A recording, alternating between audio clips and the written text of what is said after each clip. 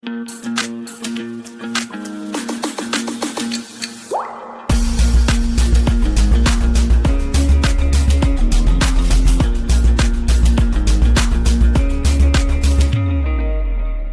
à tous et bienvenue dans cette vidéo. Cette vidéo est organisée par la cellule spéciale Interaction des Écritures, Interaction avec l'Université. C'est une cellule qui a pour but de rendre dans la vie de l'étudiant l'union entre sa foi, ce qu'il perçoit dans la Bible, et sa vision du campus, afin qu'il puisse avoir une lecture de sa filière académique propre à ce que la Bible dit.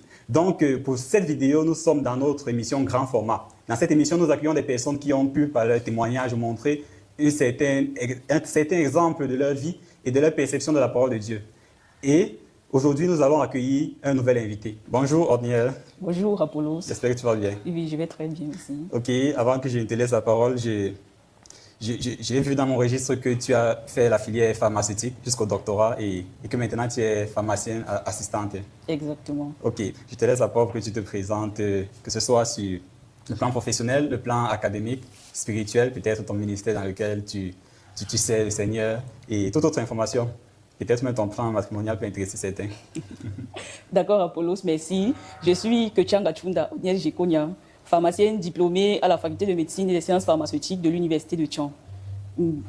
Parlant du plan spirituel, je suis appelée à l'enseignement et l'exhortation, c'est-à-dire communiquer aux jeunes générations ou aux cadets les connaissances scientifiques dont je dispose afin de faire des professionnels qui sont excellents et qui sont capables d'utiliser ces connaissances-là pour résoudre des problèmes de la société, plus précisément dans le domaine de la santé. Et par ailleurs, exhortation dans le sens où il faudrait les encourager parce que véritablement atteindre un ensemble d'objectifs n'est pas évident. Pour cela, il faudrait qu'on soit encouragé, qu'on soit exhorté, mais aussi qu'on ait face à soi des personnes en qui on s'identifie afin d'atteindre nos objectifs, même ceux qui peuvent paraître les plus complexes. Complexe, oui.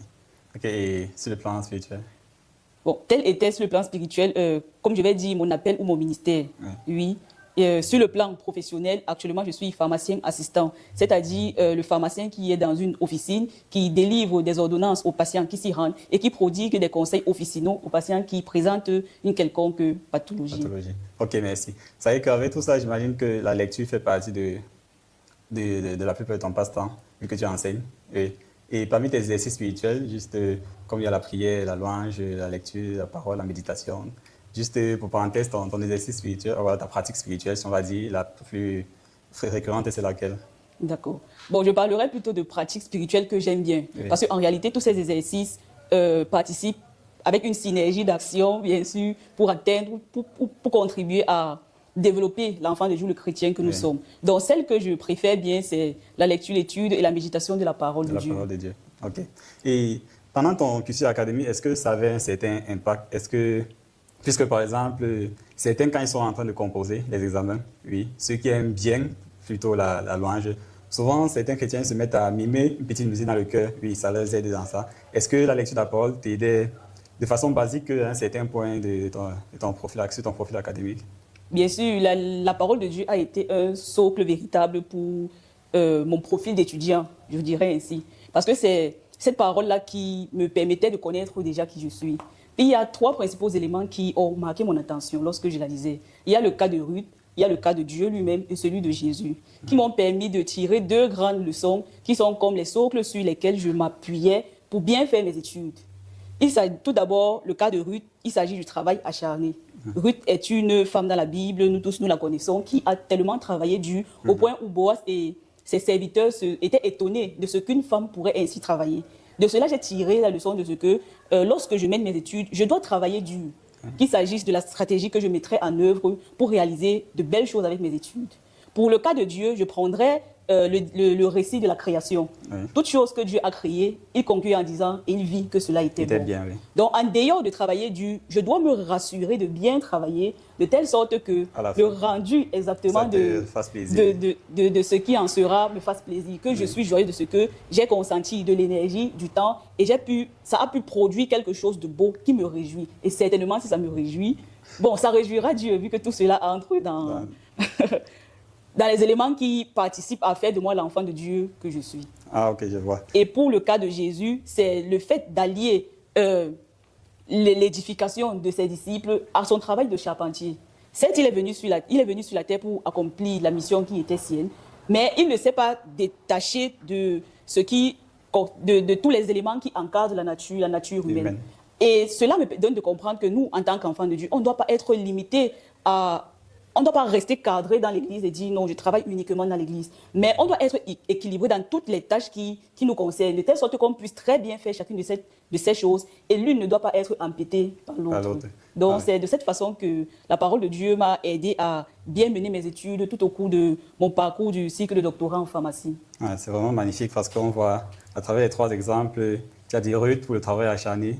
Avec l'exemple de Dieu, tu montres que chaque travail, chaque chose qu'on fait, on doit pouvoir à la fin avoir une certaine satisfaction et dans le travail sérieux. Et enfin, l'histoire de Jésus. Et c'est vrai qu'il a cumulé plusieurs choses dans sa vie. Il a été un bon enfant, comme on précisait, même pour sa mère et son père, et en même temps un bon enfant pour Dieu sur son ministère. OK.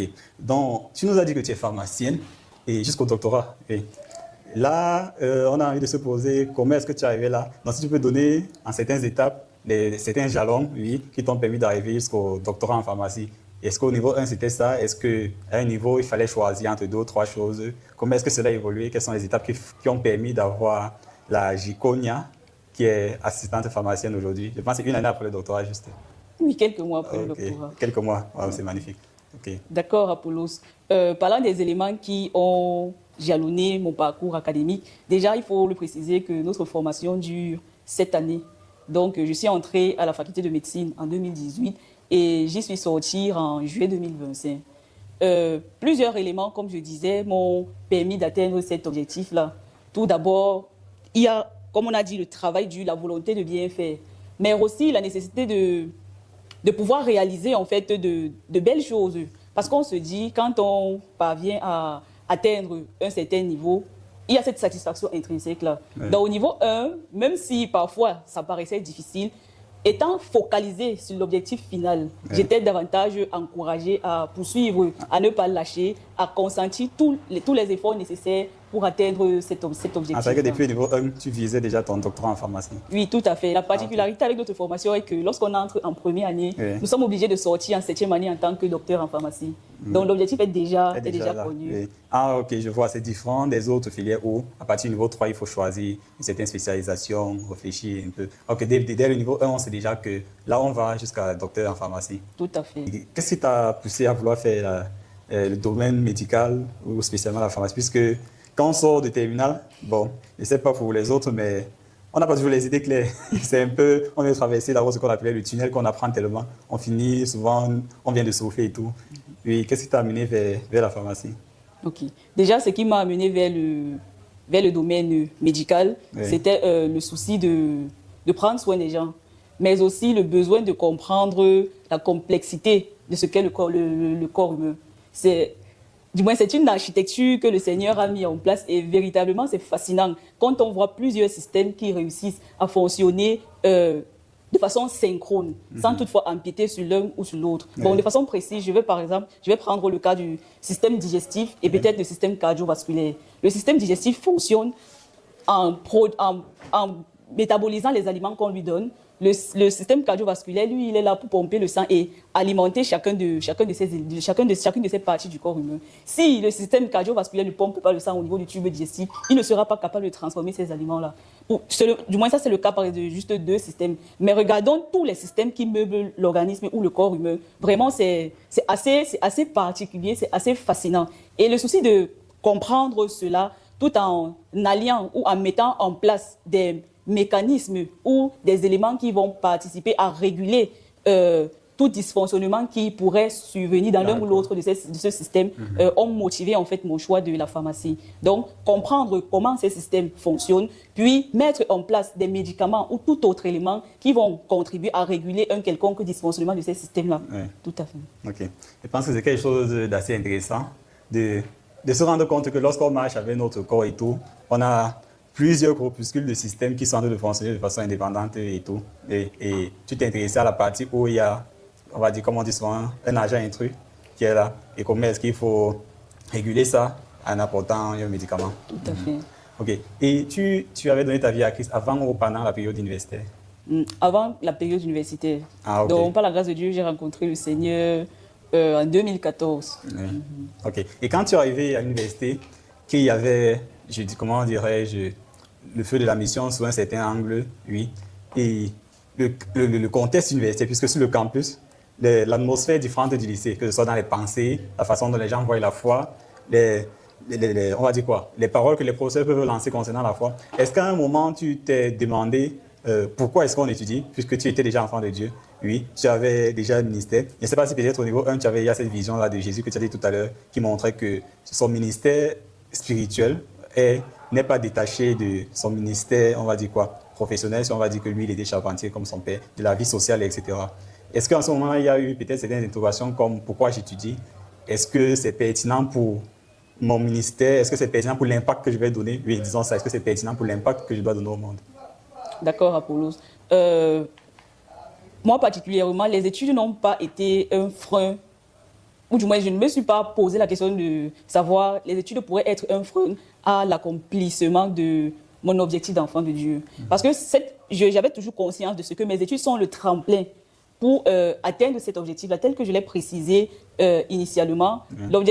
Mon objectif, ou du moins mon ministère, est celui d'enseigner. Et pour pouvoir enseigner, je dois étudier pour maîtriser des connaissances. Il faut maîtriser ces connaissances-là pour les communiquer à des personnes. Et le second volet qui est l'exhortation, c'est-à-dire motiver les uns et les autres, m'encourager à travailler dur, mais surtout bien pour réaliser de belles choses. Parce qu'en réalité, pour être une personne en qui d'autres pourraient s'identifier, on doit revêtir un ensemble de vertus, mais aussi refléter une certaine image relevant de l'excellence. Et étant donc consciente de cela, je me disais, je dois m'atteler à bien faire mes études. Il est vrai, il y a des discours qui visent à ternir notre foi avec de nombreux athées qui pourraient donner pour bien des personnes avec qui nous sommes sur le campus. Mais étant propulsé ou bien étant tous les jours accompagné par le désir de refléter Christ au travers de ma personne, au travers des réalisations qu'il effectue par ce que je fais au quotidien, c'est-à-dire mes études, ça ne contribuait ou bien ça ne participait pas à m'affaiblir, pas du tout. Mais plutôt, ça m'encourageait à davantage m'appliquer, c'est-à-dire travailler sur ma personne, parce qu'il ne faudrait pas que mon caractère soit une pierre d'achoppement pour le nom du Seigneur. Travailler pour que mes études, ou bien pour refléter l'excellence dans mes études, afin qu'on n'utilise pas le nom du Seigneur pour dire l'Église l'a fait négliger ses études. Donc, tous ces éléments-là m'encourageaient plutôt à davantage travailler, à davantage bien faire, à davantage prendre au sérieux tout ce que je fais, sachant que le Seigneur sera glorifié dans cela. Oh, je vois un peu. Donc, c'était une certaine démarche dans laquelle tu travaillais à montrer de façon claire et nette combien le Seigneur est glorieux sur tous les aspects. Parce que tu as parlé de ton caractère, tu as dit, ton caractère, vu que tu es maintenant, tu as eu la grâce d'avoir l'identité d'enfant de Dieu. Ton caractère ne doit pas être quelque chose qui soit une pierre d'achoppement à certaines personnes en disant que mais c'est une enfant de Dieu et tel caractère. Ok, ça veut dire que même tes études, ton parcours, tu voulais que l'impact soit lié à ta personnalité, à ta personne d'enfant de Dieu. Tout à fait. Oui. À travers ça, je vois que ça veut dire qu'aujourd'hui, même dans ton milieu professionnel, ton travail a une certaine teneur qui est fortement liée à ton ministère d'impact. Oui, à ton ministère d'impact. Ok. Et depuis combien de mois tu es assistante? Disons 3 mois, oui, 3 mois déjà. Ah, 3 mois déjà. OK. Et aujourd'hui, étant maintenant dans le monde professionnel, quels sont les aspects de ton travail où tu parviens déjà à mettre en œuvre ta vision que tu as confectionnée depuis longtemps pendant les 7 années universitaires? D'accord. Déjà, au-delà de prendre soin, je dirais, des patients qui viennent vers moi, je me dis, il faudrait leur communiquer quelque chose. Leur communiquer ne reviendrait pas à leur dire un ensemble de choses, parce que moi, je crois que des choses se communiquent de cœur à cœur. C'est-à-dire la façon dont mes dispositions personnelles pourraient être communiquées à une personne qui vient vers moi. C'est-à-dire être chaleureuse, être conviviale, m'intéresser à sa personne, m'intéresser aux soucis qu'elle est en train de me proposer, mais surtout choisir le bon médicament pour son état de santé. Oui. Et ceci, ça aboutit souvent à plus loin? Difficilement, parce que un patient vient aujourd'hui, il va partir, on ne sait pas quand est-ce qu'il va encore revenir. Mais je crois qu'il gardera en lui l'image de la façon dont j'ai pris soin de lui. Parce que quand on est bien traité, on n'oublie pas en fait, on n'oublie pas la circonstance ou du moins le déroulement des actions. Et un jour qu'elle sera encore malade, je suis certaine que quand elle reviendra, elle dira, il faut que je tombe sur la dame qui qui m'a conseillé la dernière fois. Exactement. Certainement, elle va encore me faire oublier pour quelques de mes soucis. Oui, Oui. je vois un peu. Et en restant sur le domaine médical, dans la Bible, est-ce qu'il y a eu certains passages liés à la procuration de médicaments qui t'ont touché? Oui, dans la Bible, il y a des passages où un médicament a été procuré. Bon, je vais prendre le cas, par exemple, des eaux de Jéricho qui n'étaient pas saines.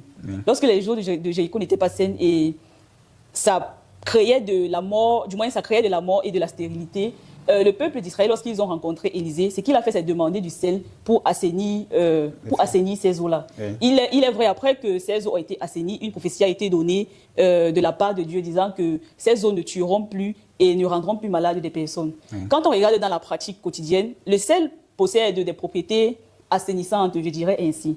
Et dans ce passage biblique-là, il y a eu une synergie, ou du moins l'aspect spirituel, c'est-à-dire la puissance de Dieu, a été mise en phase avec les propriétés assainissantes du sel. Oui. Ok, avant que tu continues, tu donnes une petite définition du mot assaini. Faciliter la tâche. D'accord. Bon, le mot assaini veut simplement dire retirer tout ce qui n'est pas sain, retirer tout ce qui n'est pas bon. Oui, je dirais ainsi. Ok, tu étais à l'endroit, Dieu, tu as associé sa puissance à... Oui, donc là, le sel a été utilisé, du moins on voit une mise en évidence des propriétés assainissantes du sel. Oui, et ce passage biblique-là qui le reflète clairement. Oui, ok, je vois, avec la liaison que tu as fait, ça me venait en tête de voir que dans le domaine médical, on utilise, on va dire quoi, l'intelligence nous a été offerte par Dieu, oui, pour trouver certains moyens qui permettent d'améliorer, on va dire quoi, la condition de vie. Et que quand tu finissais, et que Dieu peut associer à cela sa puissance pour rendre l'œuvre encore meilleure. Puisque le sel a assaini l'eau et Dieu, par l'acte de bonté d'Élisée, a mis une prophétie, ou alors une promesse, lui disons, c'est une promesse en disant que l'eau ne va plus toucher. Oui. Donc ça veut dire que, est-ce que dans ton quotidien, est-ce que tu penses que dans tous nos actes, Dieu peut s'associer à la science qu'on fait pour aller dans une profondeur qui est au-delà de ce qu'on voit avec nos yeux? Naturellement, je le crois fermement, vu que déjà, la crainte de l'Éternel est le commencement de la science. Oui. Et vu que cela est vrai, Dieu souhaite s'associer. Oui, Dieu souhaite s'associer, du moins les connaissances scientifiques et la puissance de Dieu doivent être alliées pour réaliser de belles choses, pour mon cas particulier dans le domaine de la santé. Oui. Au-delà d'un médicament qui pourrait être donné à quelqu'un pour le soulager d'un mal ponctuel, la puissance du Seigneur pourrait accompagner cela pour faire en sorte que la personne ne tombe plus jamais malade. Et à nos yeux, on dira peut-être c'est ce médicament qui a soulagé et a conféré une certaine immunité sur du long terme. Mais en réalité, était caché derrière la main de Dieu qui a renforcé, je dirais, le système immunitaire de ce patient-là et a permis qu'il soit immunisé d'une certaine pathologie et qu'il ne puisse plus récidiver de la maladie. La maladie, la même pathologie. Ok.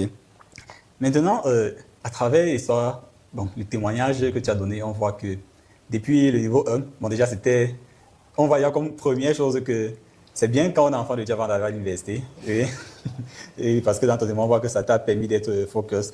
Et souvent on est enfant de Dieu, mais on souffre aussi de mauvaises orientations personnelles. Oui, c'est particulièrement au Cameroun, que ce soit dans chaque ville, que ce soit Yaoundé, Tchang, Douala. On voit qu'il y a ce problème de mauvaise orientation de quelqu'un qui commence au niveau 1, niveau 2, il change de filière. Quelqu'un qui est au niveau 3, il quitte peut-être de Tchang ou de Yaoundé pour Douala pour faire une école pro, pendant que celui de l'école pro va faire IA à Tchang. C'est un peu les micmacs. Donc du coup, je vois que toi, tu étais orienté et focus depuis le début. Donc maintenant, je voudrais que tu nous donnes certains critères qui permettent à un étudiant chrétien, un chrétien étudiant, si on peut dire, de mener sa vie chrétienne en harmonie, de pouvoir mener tout son cursus académique en harmonie avec la parole de Dieu. Certains critères, certains conseils ou certaines stratégies qui peuvent permettre à un chrétien étudiant, à partir du niveau 1, d'implémenter ça dans sa vie pour avoir une vie estudiantine qui est associée à Dieu et qui n'est pas compartimentée, qui n'est pas une vie spirituelle, une vie académique, mais qui est une vie associée à sa foi chrétienne. D'accord, Apollos. Déjà comme conseil, je vais convoquer le passage de 1 Corinthiens 10, verset 31. La dernière portion du passage dit « Quoi que vous fassiez, faites-le pour la gloire de Dieu ». Je crois que tout étudiant qui intègre le fait que tout ce qu'il doit faire est pour la gloire de Dieu, nécessairement, quand il fera ses études, il les fera de façon sérieuse, il les fera bien. Parce que il se dira, bien faire mes études est un acte d'adoration. Et pour que véritablement le Seigneur agrée cette adoration-là, elle doit être bien faite. Et quand je dis bien fait, c'est déjà éliminer tout élément qui est péché lorsque nous sommes en train de réaliser nos études. Parce qu'il est inconcevable qu'en salle de classe, on va voir un enfant de Dieu qui triche, qui parfois va faire recours à la corruption pour avoir certaines notes. Ça ne doit pas être notre partage. Parce que même si par la suite, on a de bons résultats, il ne s'agit pas d'un acte d'adoration. Le Seigneur ne va pas agréer ce sacrifice-là qui lui a été donné. Même si on dit que c'est le pays. Tout à fait. Donc, le Seigneur n'agréera pas cela. Donc, éliminer tout ce qui relève du péché quand nous sommes en train de tout faire, vu que ça doit participer à glorifier le Seigneur. Par la suite, nous devons nous fixer des objectifs. Oui. Il est vrai, au cours du processus, c'est souvent difficile. Quand je dis difficile, quand on commence une filière, on n'a pas une véritable clairvoyance sur son issue, sur ce qu'on fera après. Mais je crois que le Seigneur est un papa responsable.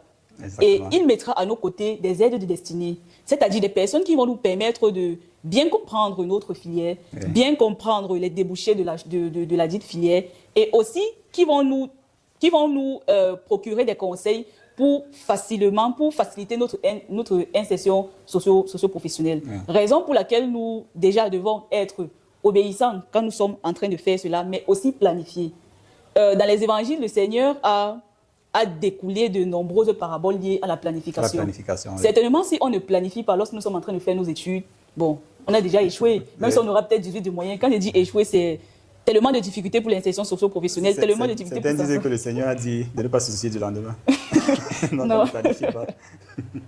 Non, même s'il l'a dit, ce n'était pas pour dire on ne devrait pas planifier. On doit planifier. Au niveau 1, je me dis, je souhaite par la suite faire une spécialisation. Je vais rester dans le domaine pharmaceutique.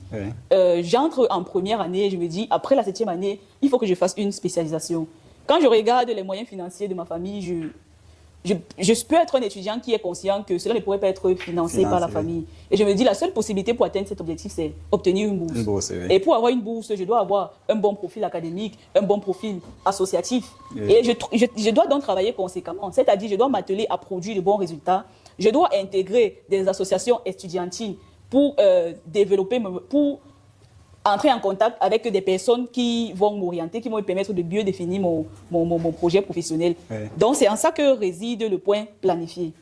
Et en plus de cela, l'étudiant en question doit travailler dur, mais surtout bien travailler pour avoir une satisfaction des résultats qu'il produira, de ce qu'il en ressortira, de ce qu'il a fait. OK. Travailler dur, mais bien travailler. Oui. Tu as dit quelque chose tout à l'heure qui a attiré mon attention. Considérer ses études comme, tu as dit comment une adoration au Seigneur. Oui. C'était en fait très touchant parce que confier ses études comme une adoration, c'est donner au Seigneur quelque chose qui sera d'une bonne odeur, comme on disait souvent dans l'Ancien Testament. Oui. Ça touche vraiment tout ce que tu disais, sa vie, sa sainteté, sa vie de sanctification. Est-ce que l'adoration, est-ce que ce qu'on fait au campus a une bonne odeur déjà dans la sanctification? Est-ce que nous produisons des résultats excellents à l'intérieur, etc. Oui. OK. Maintenant, on va un peu entrer dans certaines questions à côté. Comment ça se passait, puisque tu as été du CU, et avant le CU, responsable, comment se passait le leadership avec ta vie étudiantine, puisque tu as fait beaucoup d'années dans le leadership, quand tu étais à le leadership chrétien. Et comment ça se passait? Je dirais que ça s'est bien passé. J'ai toujours comparé la responsabilité en milieu chrétien comme une nomination professionnelle. Lorsque le président de la République nomme un ministre, ce dernier est heureux au point d'en faire une fête avec sa famille pour se réjouir. Et la responsabilité aussi, c'est une nomination de la part de Dieu. C'est-à-dire, le Seigneur me nomme en tant que ministre des études bibliques, ministre de la communication ou ministre de toute cellule spécialisée au sein du GBEC. Bon, je précise le GBEC vu que nous sommes dans le GBEC. En principe, je dois me réjouir de ce que c'est une distinction que le Seigneur m'accorde. Joseph m'a toujours marqué de prisonnier. Le Seigneur le préparait à être la deuxième personnalité d'Égypte. C'est parce qu'il a bien exercé cette tâche. Bien, bon, on pourrait la voir comme étant minime, on pourrait la voir comme étant banale. Surtout qu'on connaît le nombre de prisonniers qu'il y avait. Voilà. On n'a jamais précisé. Tout à fait. Et En le faisant, il apprenait à gérer des personnes, il apprenait à se soucier des personnes, à développer en fait les qualités d'un bon leader, qui lui ont certainement permis, qui sont des acquis qu'il a consolidés une fois que le Seigneur l'a nommé seconde personnalité en Égypte. Et cela nous donne davantage comprendre que nous devons être fidèles dans de petites choses. C'est cette fidélité, c'est la fidélité qui sera le moteur, oui, je dirais, ou la grande motivation pour bien faire ce à quoi nous sommes appelés. Ou bien dans toute tâche qui nous est confiée. Certes, ce n'est pas facile d'allier tout cela. Pour le préciser, en dehors de mes études, de mon implication au sein du GIVEC, j'étais aussi impliquée dans des associations estudiantines au campus. Par exemple, le club des étudiants en pharmacie, où j'ai été vice-présidente. J'étais ambassadrice de la Fédération internationale pharmaceutique au Cameroun. On voit que tous ces éléments-là, par la grâce de Dieu, je réussissais à les allier, sans toutefois que ça empiète sur l'excellence de mes résultats académiques, vu que malgré tout cela, j'ai terminé major de ma promotion. Ça veut dire que le tout, c'est déjà l'organisation, c'est voir en cela une nomination de la part de Dieu. Et se dire, je vais développer une stratégie, mettre en place une discipline de travail qui me permettra d'être équilibré. Sans oublier que lorsqu'on réalise cela, il y a l'intimité avec le Seigneur qui ne doit pas être négligée. Parce que véritablement, si dans l'intimité, je ne suis pas fortifié par le Seigneur, je ne reçois pas de lui les instructions, l'énergie nécessaire déjà pour bien me sentir, pour mieux le connaître, je ne pourrais pas bien réaliser ces autres tâches-là. Donc, tout c'est, je fais confiance à Dieu, je reste fidèle, je considère ces choses-là comme des nominations de la part du Seigneur. Comme Joseph, il me prépare à quelque chose de plus grand. Ok. Ça veut dire que, tu as dit ça rapidement, mais c'est tellement grand. Ça veut dire que chaque responsabilité acquise, oui, dans le GIVEC, à l'église ou dans le campus, ta première étape était de considérer cela comme un ministère qui t'était donné par le Seigneur. Ça te permettait maintenant de planifier, d'avancer en cela, en sachant que tu es en train d'accomplir quelque chose qui est dans le plan que Dieu a préparé pour toi. Avant qu'on ne continue, on a parlé de GIVEC. Oui, le GIVEC, c'est le groupe biblique des élèves étudiants du Cameroun, qui est un groupe rassemblant des jeunes étudiants de plusieurs universités. C'est un groupe interdénominationnel, c'est-à-dire chacun a son église et ils se rencontrent chaque semaine pour faire des études bibliques. Elle a parlé tout à l'heure de responsable d'études bibliques. C'est la personne qui, lors d'une étude biblique, vient et lit le test et coordonne la parole entre tout le monde pour que chacun dise ce qu'il comprend de ce test-là. OK. Là, on va maintenant continuer. Une question qui est aussi un peu pertinente pour moi. Est-ce que la filière pharmaceutique, oui, peut avoir une influence sur le mariage? Oui, de près ou de loin. Est-ce que par rapport aux autres filières, ça peut avoir une influence peut-être par l'année ou alors le type de mariage? Là, je ne sais pas. Je ne sais pas si la filière conditionne la qualité du mariage ou la période. Est-ce qu'il y a une tendance chez on va dire quoi, les LDA, les supérieurs? Ok, s'il faut regarder les supérieurs, on dirait que la filière pharmacie retarde même plutôt l'échéance du mariage. Ah, okay. Oui. Comme il faut 7 ans d'abord. Oui, on fait 7 ans et après on se plonge dans l'insertion socio-professionnelle. Oui. Bon, pour nous qui sommes chrétiens, par la grâce de Dieu, le Seigneur bénit. Et à un moment donné, je ne sais pas trop, parce que quand on regarde nos aînés, c'est vrai, il y a certaines qui sont mariées, il y a beaucoup aussi qui ne le sont pas. Mais je ne dirais pas que c'est le problème de la filière pharmacie. Mais c'est un problème qui est, du moins c'est le problème de celles qui ne le sont pas, c'est quelque chose qui est propre à chacune d'elles. Oui. C'est une décision certainement qu'elle aurait prise. Peut-être, je ne sais pas, elle triait les potentiels époux. Oui. Bon, je ne connais pas quelle est la raison pour laquelle elles ne sont pas mariées. Oui. Mais je ne dirais pas que la profession de pharmacien est un frein à la réalisation de mariage. Ah, ok, donc il y a juste les années en fait. Oui, le nombre d'années d'études. Une autre pourrait dire je me marie en cours d'année, mais chose qui est en cours de formation. D'autres le font. Très rare. Notre programme est chargé, on ne vous voit jamais. Les cas sont rares, très rares. Dans ma promotion, il n'y en a pas. Il n'y en a pas eu. Dans la promotion de mes aînés non plus. Mais chez mes cadets, curieusement, il y a une qui, en 3e année, s'est mariée. Oh. Donc, tout est possible. Tout dépend de la planification de chacune. Ah, ok. Et avant que tu me donnes le mot de femme, est-ce que la rumeur est vraie que dans le domaine médical, c'est médecin ou médecin? C'est parce que vous avez partagé les mêmes épreuves. Bon, c'est une rumeur. Est-ce que la rumeur est vraie? En grande majorité, c'est médecin ou médecin. En tout cas, dans le grand corps, que ce soit pharmacien, avec généraliste. Bon, bon, déjà, je me dis, un élément qui pourrait justifier que la probabilité de voir des unions de 2 personnes dans le corps médical, c'est le fait qu'ils soient généralement ensemble. Oui, le fait qu'ils soient généralement, ils font des stages ensemble, ils sont dans des hôpitaux, dans des industries pharmaceutiques comme ça. Cela pourrait justifier cela. Mais je ne dirais pas que pour un médecin ou pour une pharmacienne, l'idéal mariage serait dans le corps médical. Dans le corps médical. Déjà qu'il y a quelques-unes qui n'épousent pas des personnes du corps médical, donc tout est possible. Maintenant, tu vas donner ton mot de fin à ceux qui nous écoutent. C'était un moment vraiment très enrichissant. Okay. D'accord, Apollos. Le mot de fin que je pourrais donner est d'encourager en fait tous les étudiants, tels que j'ai dit, à travailler de façon acharnée dans la réalisation de leurs études, mais surtout bien le faire afin de réjouir le cœur du Seigneur par cette offrande-là qu'on lui donne, mais aussi avoir cette satisfaction intrinsèque du résultat que nous avons. Déjà, on ne doit pas dissocier nos études avec, c'est pas trop, avec notre foi, parce que tous ces éléments-là, quand je fais chacune de ces choses-là, je dois considérer qu'il s'agit d'une adoration que je suis en train d'offrir au Seigneur, et je dois bien le faire pour que ce soit un parfum de bonne odeur auprès du Seigneur, ou du moins pour le Seigneur. Merci. Merci. OK.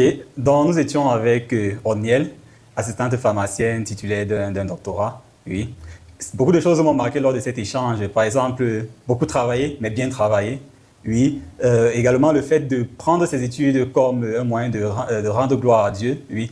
Et également, l'exemple avec Jésus qui n'avait pas compartimenté sa vie avec sa famille et sa vie qui concernait son ministère. Et en fait, ce Jésus-là dit quoi? Il dit dans la Bible que tout sera accompli. Il dit tout sera accompli lorsque toutes choses seront rassemblées en lui et pour lui. En fait, parce que toutes choses ont été créées par lui et pour lui. C'est-à-dire, tout ce que nous faisons devons les considérer comme des choses qui ont été créées dans le but d'être rassemblées dans la personne du Christ. Du coup, notre nouvelle naissance est un acte où nous disons que nous voulons comprendre le monde selon la vision de Jésus. Donc, vous pourrez poser plusieurs questions dans les commentaires et Orniel les répondra. J'imagine qu'il y a plusieurs questions, que ce soit des questions professionnelles, académiques ou spirituelles, parce qu'elle a eu à apprendre à avoir plusieurs responsabilités. Ça peut même être des questions sur comment devenir ambassadrice de la Fédération internationale de pharmacie au Cameroun. Donc, merci beaucoup et retrouvons-nous à la prochaine vidéo où nous aurons un nouvel invité.